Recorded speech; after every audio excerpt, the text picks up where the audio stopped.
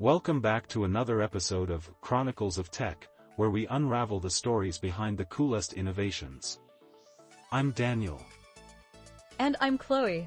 Today we're diving into a musical tsunami that changed the way we listen to, well, everything. That's right. But before we hit the high notes, let me ask you this. What if I told you that a huge chunk of the music industry was terrified of one little app? Oh, now that's intriguing. Stick around because we'll lift the curtain on Spotify's creation and its battle against the big wigs of the music industry. Trust me, you won't want to miss it. Alright, let's set the stage. So, Daniel, what were you listening to back in the early 2000s? Oh man, I was deep into my Blink 182 phase. You know the vibes. But honestly, getting music back then felt like a treasure hunt, running to the store, buying CDs, and hoping it was worth the cash. Right? And then there were those crazy illegal downloads. But soon, all those shady practices met a game changer. Enter Spotify. Exactly. But Spotify wasn't just a smooth interface with curated playlists. It was born from a messy, and let's face it, frustrating world of music piracy and a desperate need for a better system. Yep. It all started in Sweden with Daniel Ek and Martin Lorentzon in 2006. They wanted to create an easy way for people to access music without stealing it. And who knew their vision would lead to such disruption? It was like David versus Goliath with a side of sweet music. But first, they had to convince record labels to play nice, right? Right? That was no easy task.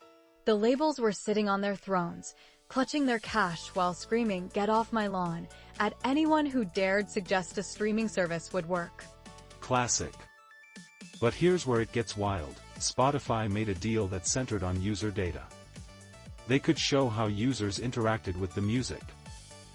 Look at Spotify, coming in with the snacks for data-hungry labels. Suddenly, it wasn't just about selling CDs anymore. It was about streams, clicks, and yeah, donuts. Just kidding about the donuts, but you get the point. Absolutely. This was a turning point, but not one without backlash. The industry was filled with skepticism. At first, many artists were upset. They felt cheated. They'd worked hard for a dime, and suddenly they were getting pennies on the stream. Yep. And those lows of earning just fractions of a cent per stream? That coined the term, streaming royalties, or as some artists dubbed it, the candy under the couch of paycheck. Haha, yes. But it gets murkier because while some artists did fight the system, others began to embrace it. Taylor Swift, for example, remember when she controversially pulled her catalog off Spotify? Oh, I remember. The media went wild. It sparked heated debates over compensation, and yet at the same time, Spotify continued to grow. They must have seen that coming. Artists like Drake and Ed Sheeran were finding new audiences and topping charts with streams, embracing the newfound exposure. Totally. It was almost a double-edged sword. Spotify was lifting some artists while creating anxiety for others. So while Spotify fought the record labels, it became a battlefield for artists too.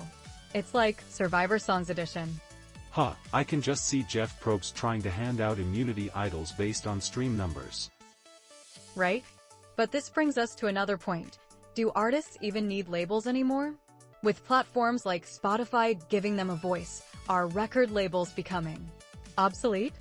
Well, it sure made things interesting, that's for sure. Artists are now more independent and can reach global audiences, just by uploading their songs. But that doesn't mean it's all sunshine and rainbows.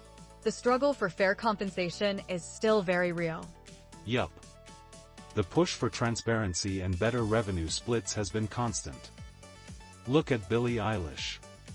She achieved success on her own terms, gaining a massive following on her Spotify tracks. And she doesn't shy away from discussing the shortcomings of the platform. It's clear we're in a rapidly evolving workspace, and it's not without its hiccups. Exactly. But speaking of evolving, let's talk about the futurescape of music streaming. Is Spotify still the king? Or are there new players shaking things up? You've got Tidal and Apple Music breathing down their necks. And don't forget about the rise of TikTok that is almost becoming a music label itself. Right? Artists are getting famous from 15-second clips. It's like a buffet for exposure but with everyone fighting over the same dessert. Haha, I love that analogy. But let's bring it back. So how does all that potential shake out for artists and listeners? It comes full circle. Iterative progress fueled by innovation, but with the music industry working to catch up. Definitely, and the back and forth will continue. But hey, before we wrap up, let's drop that intriguing idea from earlier. Yes, let's spill the tea. The industry was terrified of Spotify, not just for what it was doing but for what it represented, a complete shift in control over music consumption from them to the consumers. And you know what? They weren't just scared of losing their money, but their power. The democratization of music broke down barriers of entry. And in the end, that not only changed an industry but pushed it into a new age, where conversion is king, and you can be your own label. Well said. So, whether you're headbanging to rock or swaying to pop, remember, it all began with one little app shaking up the entire music universe. Let's give it up for our unsung heroes, those who took a chance on a streaming revolution. And as always, thanks for tuning into Chronicles of Tech. Subscribe for more stories that reshape the way we live and listen. Catch you next time, folks.